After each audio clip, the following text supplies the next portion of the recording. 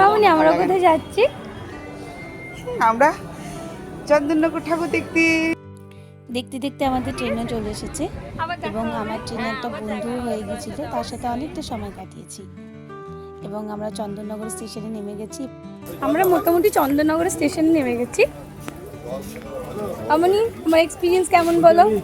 তুমি এটা নিয়ে কতবার ঠাকুর দেখতে এসছো বলো চন্দননগরে? এই নিয়ে আমার পঞ্চমবার।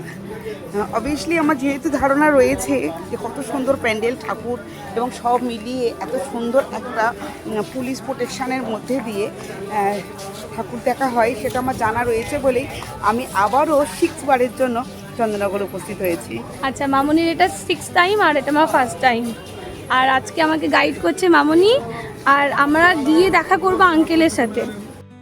যেহেতু এটা আমার প্রথমবার চন্দননগরে ঠাকুর দেখতে আসা, তো আমি ভীষণই এক্সাইটেড এবং সত্যি আমি এখানে প্রত্যেকটা ঠাকুর হয়তো দেখতে পারিনি, অল্প সময়ের মধ্যেই কিছু ঠাকুর দেখতে পেরেছি।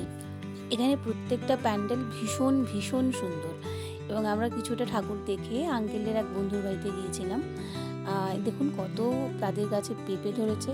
শুনেছি চন্দননগরের মিষ্টিও অনেক ফেমাস। তো এই যে পিঠের মতো দেখতে মিষ্টিটা, এটার নাম কি জানা থাকলে অবশ্যই সেটা কমেন্ট করে জানি।